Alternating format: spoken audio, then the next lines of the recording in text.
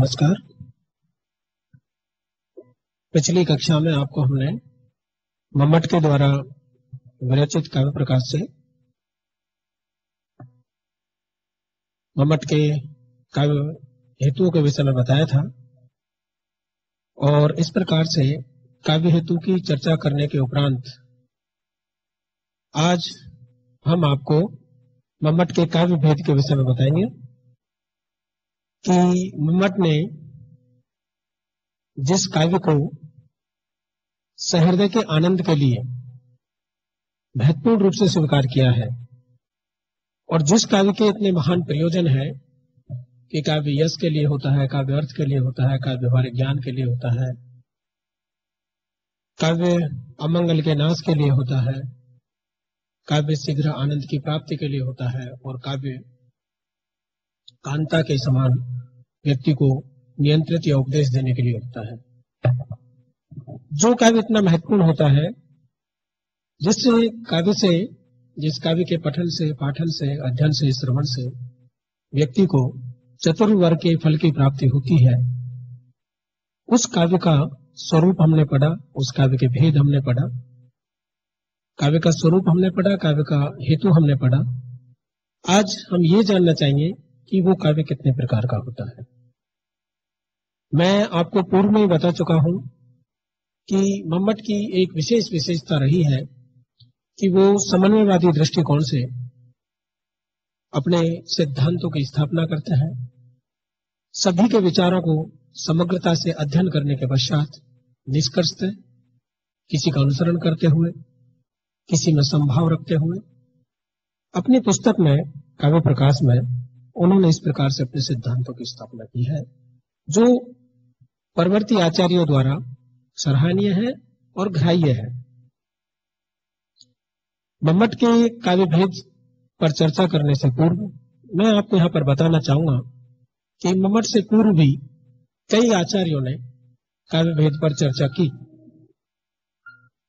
काव्य भेद पर चर्चा की और इस प्रकार से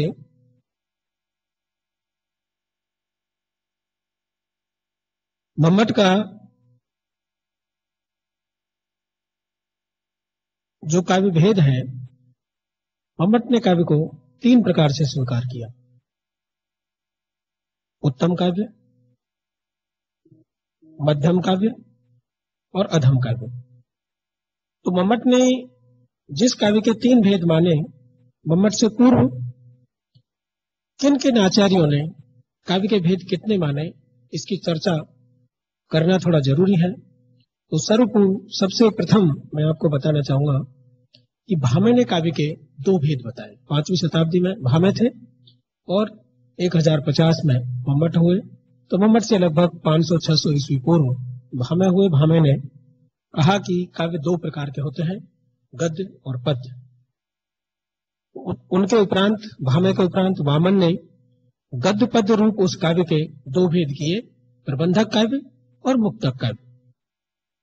उनके पश्चात दंडी ने काव्य के तीन भेद किए। उन्होंने भामे के गद्य पद्य को तो स्वीकार किया ही, उन्होंने एक और उसमें मिश्रित कर दिया जिसका नाम था मिश्र काव्य। सम्मिलित किया उन्होंने एक नवीन काव्य का भेद, मिश्र काव्य। तो दंडी के अनुसार काव्य के तीन भेद हुए: गद्य काव्य, पद्य काव्य और मिश्र काव्य। मिश्र काव्य में उन्होंने नाटक, रूपक आदि को ग्रहण करने का प्रयास किया। भाषा के आधार पर भामे ने और दंडी ने, दोनों ने पुनः काव्य के तीन भेद किए: संस्कृत काव्य, प्राकृत काव्य और अपभ्रंश काव्य।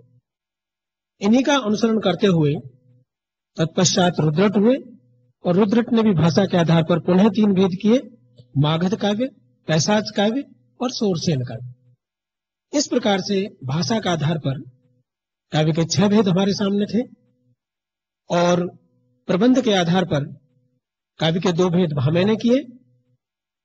पुनः काव्य के 2 भेद प्रबंध के आधार पर, प्रबंध रचना के आधार पर वामन ने किए। और चूंकि गद्य और पद्य का मिश्रण मिलता है तो दंडी ने काव्य के 3 भेद किए: गद्य काव्य, पद्य काव्य और मिश्र काव्य। इस प्रकार से रीति और अलंकार शास्त्र के आचार्यों ने काव्य के कई भेद प्रभेद किए, जैसे महाकाव्य, कथा, आख्यायिका, चंपू, नाटक, प्रकरण, एवं इन प्रकरणों के साथ विविध रूपों का भी उन्होंने काव्य के स्वरूप में उल्लेख किया। आनंदवर्धन ने काव्य के दो भेद किए, ध्वनि और गुणीभूत व्यंग्य काव्य, और इससे भिन्न को भी काव्याभास स्वीकार करते हुए उन्होंने काव्य के पुनः तीन भेद माने, दो तो ध्वनि और गुणीभूत, और इसके अतिरिक्त काव्याभास के रूप में चित्रकाव्य। मम्मट ने अपने पूर्ववर्ती आचार्यों के काव्य भेदों का अध्ययन किया और उसके पश्चात उन्हीं का अनुसरण करते हुए तीन भेद उन्होंने बताए कि काव्य तीन प्रकार के होते हैं, उत्तम काव्य, मध्यम काव्य और अवर काव्य।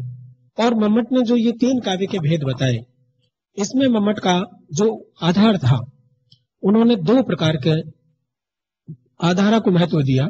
एक तो ये कि उनके मन में सदैव सामाजिक सहृदय रहे, और चूंकि सामाजिक सहृदय को आनंद देने वाली शब्द शक्ति व्यंजना है, तो व्यंजना को आधार मान करके निश्चित रूप से ये तीन भेद किए कि काव्य तीन प्रकार का होता है, उत्तम काव्य, मध्यम काव्य और अवर काव्य। जिसको आनंदवर्धन ने ध्वनि काव्य कहा है, मम्मट ने उसे उत्तम काव्य कहा है। जिसको आनंदवर्धन ने गुणीभूत व्यंग्य काव्य कहा है, मम्मट ने उसे मध्यम काव्य कहा है। और जिसको आनंदवर्धन ने चित्र काव्य कहा है, मम्मट ने उसे अवर काव्य कहा है।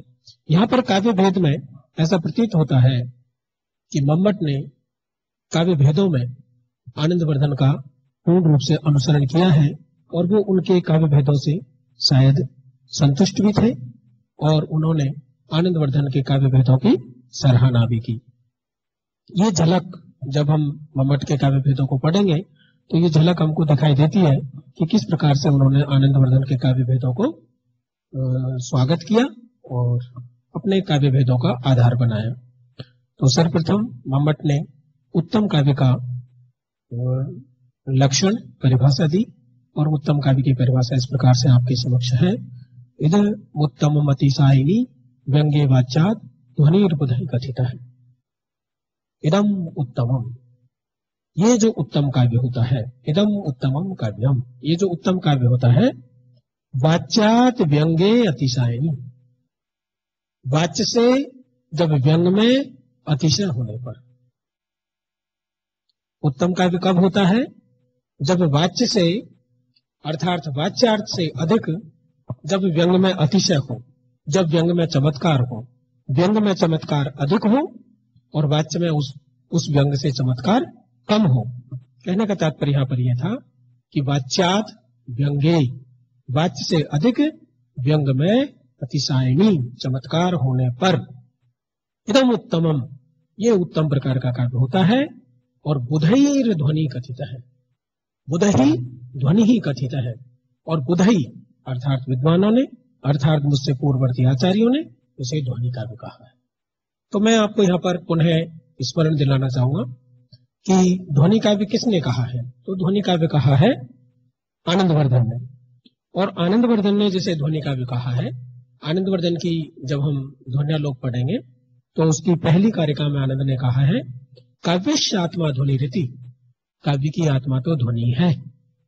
बुधई यह समामनात पूर्व है, जिसको विद्वानों ने पहले ही स्थापित कर दिया है। तो मेरा कहने का तात्पर्य यह है कि यहां पर बुधई जो मम्मट ने कहा है, उसमें उनसे पूर्व अर्थात आनंदवर्धन तो आ ही रहे, लेकिन आनंदवर्धन स्वयं भी बुधई का प्रयोग कर रहे। तो इसका तात्पर्य फिर वहां पर आनंदवर्धन ने अपनी टीका में लिखा है कि बुधई इति वैयाकरणै। और यहां पर इस प्रकार से इसकी वृत्ति में जब हम पढ़ेंगे तो देखेंगे कि बुधई का तात्पर्य मम्मट ने किन से लिया है। तो इदम इति काव्यम, इदम जो यहाँ पर सर्वनाम शब्द आया है ये काव्य के लिए प्रयुक्त है। काव्य चूंकि अकारांत नपुंसकलिंग शब्द है, इसलिए इदम सर्वनाम काव्य के लिए प्रयुक्त हुआ है। इदम इति काव्यम, इस प्रकार से यह काव्य होता है बुधैर वैयाकरणै। और बुधई का तात्पर्य मम्मट ने अपनी वृत्ति में स्पष्ट किया है कि बुधई का तात्पर्य, बुधई का अर्थ, बुधई का संकेत मेरा वैयाकरणों से है। और वैयाकरणों में कम से कम तृतीय व्यक्ति का बहुवचन है, तो 3 तो हम मान करके चले। तो पाणिनि, पतंजलि और कात्यायन की ओर तो संकेत है ही। अन्य जो पूर्ववर्ती आचार्य थे, भरत, भामह, दंडी, वामन, कुंतक, रुद्रट, आनंदवर्धन इत्यादि, प्रधान भूत स्फोट रूप व्यंग व्यंजकस्य शब्दस्य ध्वनि रीति व्यवहार करता है। ततः तन्मतानुसारी सारी भी अन्यरपि नग भावित वाच्य व्यंग व्यंजन क्षमस्य शब्दार्थ योगलस्य। इस प्रकार से मम्मट ने कहा कि प्रधान भूत स्फोट रूप, जो प्रधान भूत है और स्फोट का रूप है।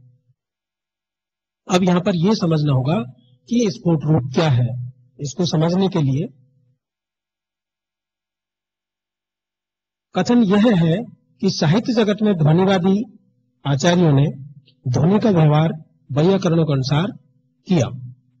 और वैयाकरणों के अनुसार करने के लिए यहां पर थोड़ा सा एक संदर्भ को समझना पड़ेगा। कथन यह है कि जिन, घ, अ, ट, अ अर्थात घट आदि वर्णों का मुख्य उच्चारण एवं कर्ण से श्रवण किया जाता है, ये नाद या ध्वनि कहलाते हैं। ये ध्वनियां आसुतर विनाशी है, इसलिए अनेक वर्णों का समुदाय रूप पद और पदों का समुदाय रूप वाक्य का निर्माण नहीं हो सकता, अतः अर्थबोध होना असंभव है। इसलिए वैयाकरणों ने क्या किया कि घ, अ, ट, अ अर्थात घट आदि वर्णों के अतिरिक्त बुद्धि में स्थित एक स्फोट नाम के नित्य शब्द को माना। यह सबसे महत्वपूर्ण बात है कि उन्होंने, वैयाकरणों ने, समझने वाली बात है कि वैयाकरणों ने घ, अ, ट, अ इन 4 वर्णों से मिलकर के घट शब्द का निर्माण होता है। और इस घट शब्द से अतिरिक्त अर्थात इन 4 वर्णों से अतिरिक्त उन्होंने बुद्धि में स्थित एक स्फोट नाम का नित्य शब्द स्वीकार किया। और स्फोट नाम का जो नित्य शब्द है, ये सभी ध्वनियां उस स्फोट शब्द को व्यक्त करती हैं। घ, अ, ट, अ ये जो ध्वनियां हैं, ये उस स्फोट जो नित्य शब्द है उसको व्यक्त करती है। तो ध्वनति स्फोटम व्यनक्ति इति ध्वनि। इसका कहने का तात्पर्य यह है कि जो स्फोट रूप शब्द ब्रह्म अर्थ को प्रकट करता है, स्फुटति अर्थ है यस्मात् स स्फोटः। स्फोट कौन है? जिससे अर्थ स्फुटित होता हो, वह स्फोट है। जिस प्रकार से वैयाकरण प्रधान भूत स्फोट की अभिव्यक्ति करने वाले वर्णों को ध्वनि कहते हैं। वैयाकरणों के अनुसार ध्वनि क्या है, इस परिभाषा को आप लिख सकते हैं कि प्रधान भूत स्फोट की अभिव्यक्ति करने वाले जो अक्षर हैं, जो वर्ण हैं, प्रधान भूत स्फोट की अभिव्यक्ति करने वाले, मैं पुनः बता रहा हूं आपको, प्रधान भूत स्फोट की अभिव्यक्ति करने वाले जो वर्ण हैं, वैयाकरण उन्होंने ध्वनि कहते हैं। उसी प्रकार साहित्य मर्मज्ञ जो आचार्य है, वो वाच्यार्थ की अपेक्षा प्रधान भूत किसी व्यंग्यार्थ की व्यंजना करने वाले शब्द युगल रूप काव्य को ध्वनि काव्य कहते हैं। इसलिए कहते हैं ध्वनति इति ध्वनि। तो अब आपको स्पष्ट हो गया होगा कि किस प्रकार से उन्होंने एक स्फुट रूप नित्य शब्द को बुद्धि में माना, जिससे कि जो घट है वो अपने अर्थ को कहने में समर्थ हो और वो स्थायी रूप से कहने में समर्थ हो। ये इसकी वृत्ति का भावार्थ था। इदम उत्तम मत्सायनी व्यंग्य वाच्या ध्वनिर्बुधि कथित है। वाच्य अर्थ की अपेक्षा व्यंग अर्थ में अधिक चमत्कार होने से वह उत्तम काव्य होता है और विद्वानों ने उसे ध्वनि काव्य कहा है। यहाँ पर 2 शब्द जो है वो बहुत इंपॉर्टेंट है, एक बुधई और एक वाच्यार्थ। बुधई का तात्पर्य मम्मट ने बता ही दिया कि बुधई से मेरा तात्पर्य वैयाकरणों से है। और वाच्यार्थ में मैं आपको बताऊं कि जब 2 में से एक को छांटना हो तो पंचमी विभक्ति होती है। पाणिनि का सूत्र है पंचमी विभक्ति। छांटने अर्थ में पंचमी विभक्ति होती है, अर्थात जब एक से एक को श्रेष्ठ बताया जाए तो जिससे श्रेष्ठ बताया जाए उसमें पंचमी विभक्ति होती है। तो यहां पर वाच्य से श्रेष्ठ अतिशय व्यंग को बताया है तो वाच्य में पंचमी विभक्ति है। और व्यंग में चमत्कार होने पर, व्यंग में चमत्कार स्थापित होने पर, व्यंग चमत्कारी होने पर वहां पर उत्तम काव्य होता है। और जिसको मम्मट ने उत्तम काव्य कहा है, अन्य उनसे पूर्ववर्ती विद्वानों ने उसे ध्वनि काव्य कहा है।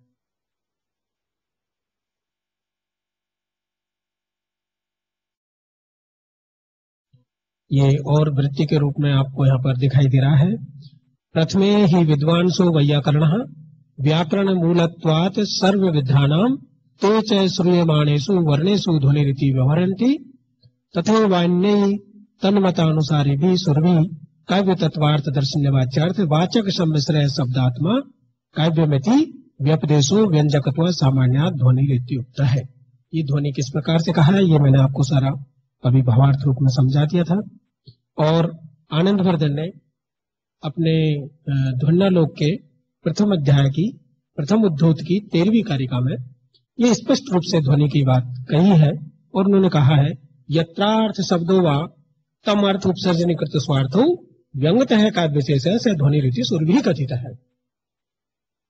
यत्रार्थ शब्दो वा, जहां पर शब्द स्वयं को, तमर्थम और अर्थ स्वयं अपने आप को, बहुत ही महत्वपूर्ण सी बात है। शब्द भी अपने आप को और अर्थ भी अपने आप को उपसर्जनीकृत स्वार्थ हो, ये दोनों मिलकर के शब्द अपने अर्थ को और अर्थ अपने आप को। शब्द अपने अर्थ को, क्योंकि शब्द से अर्थ की अभिव्यक्ति होती है, और अर्थ स्वयं अपने आप को अर्थात वाच्यार्थ के लिए यहां पर आया है कि यत्रार्थ शब्दो हो वा तमर्थ उपसर्जनीकृत स्वार्थ हो, जहां पर शब्द अपने अर्थ को और अर्थ अपने स्वयं को उपसर्जनीकृत कर दे, अर्थात गौण कर दे। व्यंगतः का विशेष ऐसा ध्वनि लिपि सुरभि कथित है।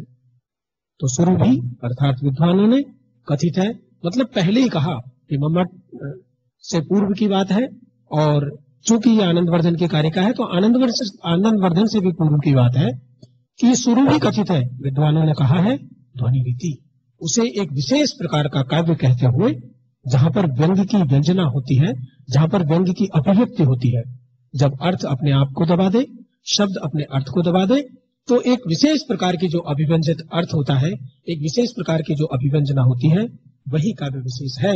और सुरभि कथित है सह ध्वनि रीति, और वही विद्वानों के द्वारा ध्वनि कहा गया है। इस प्रकार से यहाँ पर एक उदाहरण के रूप में, बहुत ही प्रसिद्ध उदाहरण है, ये उदाहरण के रूप में मम्मट ने दिया है। निशेष च्युत चंदनम स्तंतटम निर्विष्ट रागोधरो नेत्र दूर मंजने पुलकिता तन्वी तमयम तनु मिथ्यावादिनी दूती बांधव जनस्य ज्ञात पीड़ागमे वापी में स्नातु में तो गतासी पुनः तत्मा शांतिगम। बहुत ही महत्वपूर्ण और बहुत ही प्रसिद्ध ये श्लोक कहा है। यहाँ पर एक युवती अपनी सखी के माध्यम से प्रेयस को बुलाना चाहती है, लेकिन प्रेयस नहीं आते और उनकी सखी के साथ रमण करके अपने स्थान पर रुक जाते हैं। सखी आती है और सखी कहती है कि आपके प्रेयस नहीं आए, लेकिन जब वो उनकी शारीरिक अवस्था को देखती है तो भाग जाती है कि वो नहीं आए और ये लेकर के भी नहीं आई। तब उन्होंने ये कहा कि निशेष चंदनम स्तंतटम निर्विष्ट रागोत्रो, और फिर इसमें अंत में उन्होंने कहा कि मेरी शरीर की अवस्था तो ये इसलिए है कि मैं वापी में स्नान करते हुए आ रही हूं। तो उन्होंने कहा कि वापी में स्नान में तो गतासी न पुनः शतम। हाँ, मैं जानती हूं कि तुम वापी में स्नान करके ही आ रही हो, या वापी में स्नान करने ही गई थी। न पुनः शांतिकम, उस अधम के पास तो तुम पहुंची ही नहीं। अब यहाँ पर मम्मट एक वृत्ति के रूप में कह रहे हैं कि अत्र तदंतिकम एवं तुम गतासी प्रधान अधम पदे न व्यंजति। कहने का तात्पर्य यह है कि जब अधम शब्द का कवि ने यहाँ पर प्रयोग किया तो जितने भी वापी में स्नान के जो घटक बताए, वो घटक स्वतंत्र रूप से रमण की ओर संकेत नहीं करते, लेकिन जैसे ही अधम शब्द की यहां पर अभिव्यंजना होगी अधम शब्द की यहाँ पर अभिव्यक्ति होगी।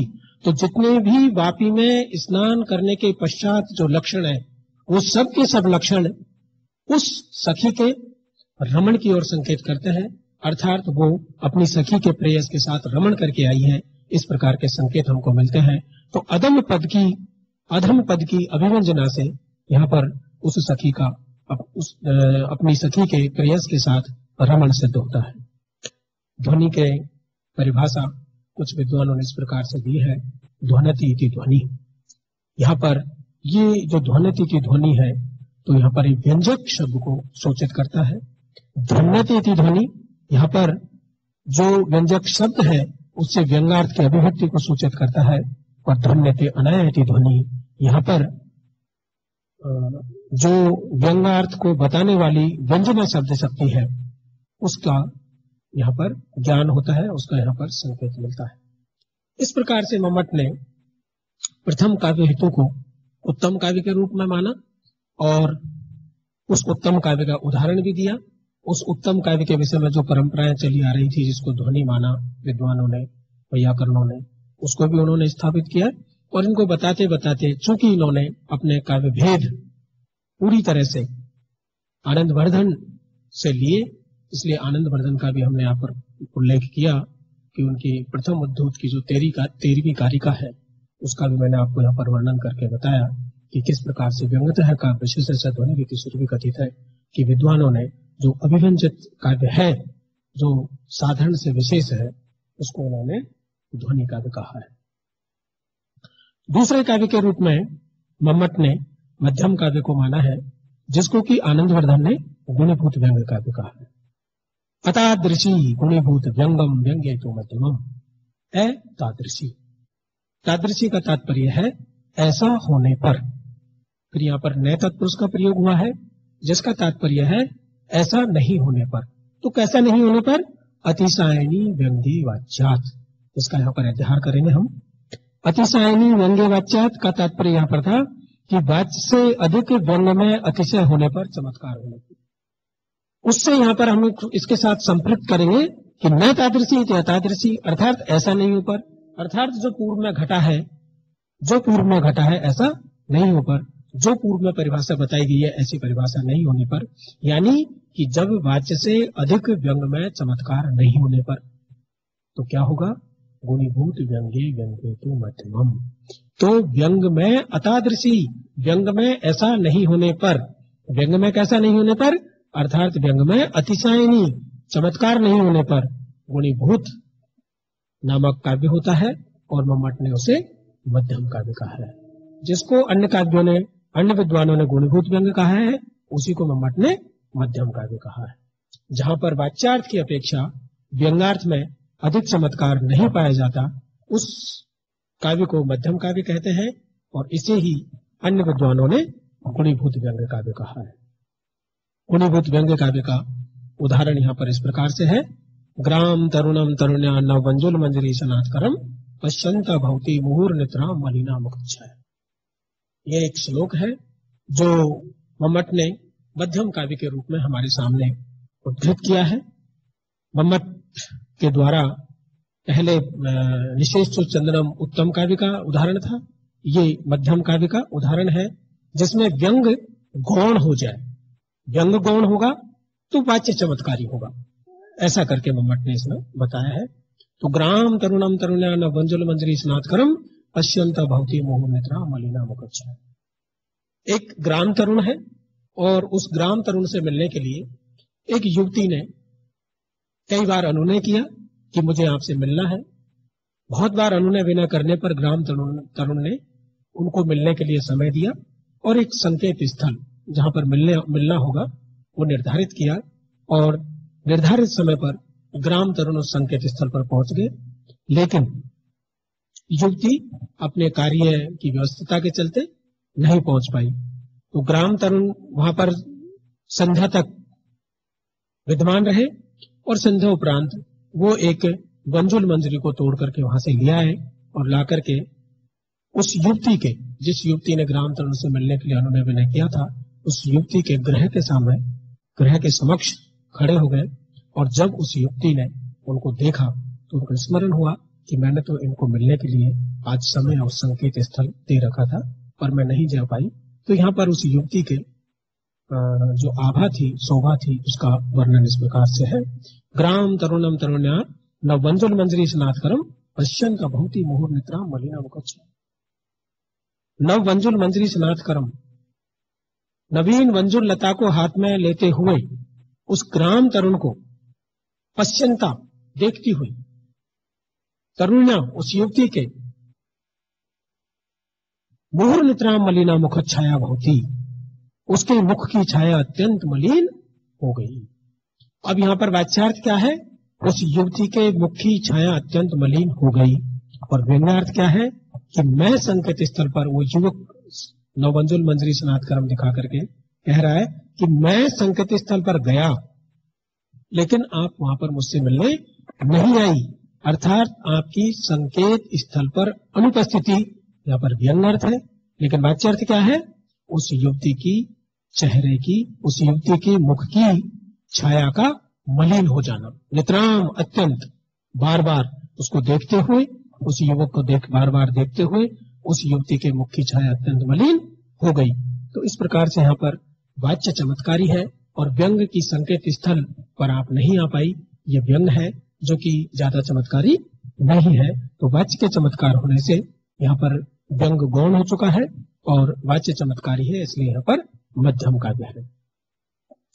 तृतीय काव्य भेद के रूप में मम्मट ने कहा है, ठीक आनंदवर्धन का स्मरण करते हुए, आनंदवर्धन का अनुसरण करते हुए उन्होंने चित्र काव्य कहा और इन्होंने कहा कि अवर काव्य। और वो अवर काव्य कैसा होता है? शब्द चित्रम वाच्य चित्रम। मम्मट का अवर काव्य शब्द चित्र के रूप में और वाच्य चित्र के रूप में होता है। अव्यंगम तो अवरम, मेरा जो अवर काव्य है वो अव्यंगम, वो व्यंग से रहित होता है। लेकिन यहाँ पर अव्यंग का तात्पर्य ये बिल्कुल ही नहीं है कि उसमें व्यंग नहीं होगा। यदि किसी काव्य में, यदि किसी श्लोक में व्यंग नहीं होगा तो काव्यत्व भी नहीं होगा। तो अव्यंग का तात्पर्य यहाँ पर हम ये समझेंगे कि स्फुट व्यंग का अभाव, जहां पर व्यंग स्फुटित नहीं हो रहा हो और शब्द का वैचित्र और अर्थ का वैचित्र स्फुट हो रहा हो। और शब्द वैचित्र कब होता है? शब्द अलंकार से। अर्थ वैचित्र कब होता है? अर्थ अलंकार से। तो जहां पर अलंकारों का लालित्य हो, अलंकारों की माधुर्यता हो, अलंकारों का सौंदर्य हो, इस प्रकार से जहां पर होगा तो उसको मम्मट ने अवर काव्य कहा है। लेकिन यहाँ पर अव्यंगम का ये कतई तात्पर्य नहीं है कि वहां पर नितांत व्यंग का अभाव है। यद्यपि वहां पर व्यंग होता है लेकिन वो स्फुटित स्वरूप में नहीं होता। चित्रमिति गुण अलंकार युक्तम, कहने का तात्पर्य है कि चित्र काव्य गुण और अलंकारों से युक्त होता है। गुण अलंकारों से युक्त होने का तात्पर्य यह है कि वहां पर जो लालित्य होगा, वहां पर जो सौंदर्य होगा, वो गुणों के अनुसार लालित्य होगा और अलंकारों के अनुसार सौंदर्य होगा।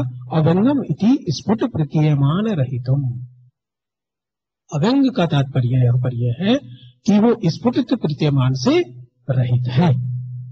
इसी को मम्मट ने अवर काव्य कहा है, अर्थात अधम काव्य कहा है। अवरम इति नवरम, तो सीधा सीधा हम इसको उत्तम का विलोम भी समझ सकते हैं कि उत्तम काव्य श्रेष्ठ होता है और जो उत्तम काव्य नहीं है वो अवर काव्य होगा, अर्थात उत्तम का विलोम। नवरम इति अवरम, जो श्रेष्ठ नहीं है, अर्थात श्रेष्ठ से जो भिन्न है, अर्थात अवर काव्य। व्यंग से रहित काव्य अधम काव्य कहा गया है। इसे ही विद्वानों ने चित्र काव्य कहा है और यह दो प्रकार का होता है, शब्द चित्र और वाच्य चित्र। तो जहां पर अनुप्रास आदि के आधार पर, अनुप्रास आदि अलंकारों के आधार पर जहां पर शब्द वैचित्र हो वहां पर तो शब्द चित्र काव्य होगा, और जहां पर उत्प्रेक्षा उपमा के आधार पर जहां पर अर्थ वैचित्र हो तो वहां पर अर्थ चित्र काव्य होगा, वाच्य चित्र काव्य होगा। तो इस प्रकार से पहले हम आपको यहाँ पर शब्द चित्र काव्य का उदाहरण बताते हैं। देखिए, स्वच्छंदोच्छल दक्ष कच्छ कुहर अच्छा तीतरामू छठा, इस प्रकार से ये एक वर्णन है नदी का। और यहाँ पर देखिए, स्वच्छ, छ छ, छल, द रे की किस प्रकार से पुनरावृत्ति हो रही है। तो अनुप्रास अलंकार, और यद्यपि एक भक्ति का श्लोक है लेकिन यहाँ पर भक्ति से अधिक जो है अनुप्रास और यमक अलंकार का प्रयोग हुआ है। इस प्रकार से यहाँ पर अलंकार के कारण, शब्द वैचित्र के कारण आनंद है, माधुर्य है। तो ये शब्द वैचित्र के कारण ही शब्द चित्र काव्य का उदाहरण है। और दूसरा उदाहरण आपको है गरीबवध का है कि विनिर्गितम मानदम मातमंजरात भक्त्युपसृत्य यदृक्षा पियम स संभ्रमेन्द्रुत पातितर्गला नमिलिताक्षी अमरवती। यहाँ पर यद्यपि हैग्रीव का वीर रस निकल सकता है, प्रदर्शित हो सकता है, लेकिन जब हम इसका अर्थ पढ़ेंगे तो इस प्रकार से विनिर्गितम माननम मातमंदिरात भक्त्युपसृत्यापि यदृक्षापियम। मानदम अपने अहंकार से, आत्मंदिरात अपने घर से, हैग्रीव नाम का व्यक्ति, हैग्रीव नाम का राक्षस अपने घर से, विनिर्गितम निकल चुका है यदृक्षा अपनी इच्छा से, भक्त्युपसृत्य इस बात को सुन करके, स संभ्रमेन्द्र द्रुत पातितर्गला, स संभ्रमेन्द्र भ्रम के साथ घबराते हुए इंद्र ने द्रुत पातितर्गला अपने भवन की अर्गला को तीव्रता से लगाया। कैसे लगाया? निमिलिताक्षी अमरावती, मानो की भयभीत होती हुई अमरावती ने अपने नेत्रों के पलक बंद कर लिए हो। अमरावती इंद्र की नगरी, निमिलिताक्षी नेत्र बंद कर लिए हो, पलक बंद कर लिए हो। कैसे बंद कर लिए हो? भिया, भयभीत होती हो। तो यहाँ पर उत्प्रेक्षा अलंकार जो है ये ज्यादा चमत्कारी है। ये कि यहाँ पर हैग्रीव नाम के राक्षस का जो इस प्रकार से अमरावती पर आक्रमण है, उससे वीर रस की अभिव्यक्ति जो है वो रस है, लेकिन यहाँ पर व्यंग चमत्कारी नहीं है, यहाँ पर उत्प्रेक्षा अलंकार चमत्कारी है। संभावन मतोत्प्रेक्षा प्रकृतश्च समेनियत, इस प्रकार से उत्प्रेक्षा अलंकार होता है। और आज मैंने आपको इस प्रकार से काव्य भेदों के विषय में बताया कि मम्मट ने 3 प्रकार के काव्य भेद माने हैं, उत्तम, मध्यम और अवर। और इन तीनों प्रकार के काव्य भेदों से को समझने से पूर्व हमने भामे, वामन, रुद्रट, इस प्रकार से आनंदवर्धन आदि आचार्यों के, पूर्ववर्ती आचार्यों के जो काव्य भेद थे उनका अध्ययन किया।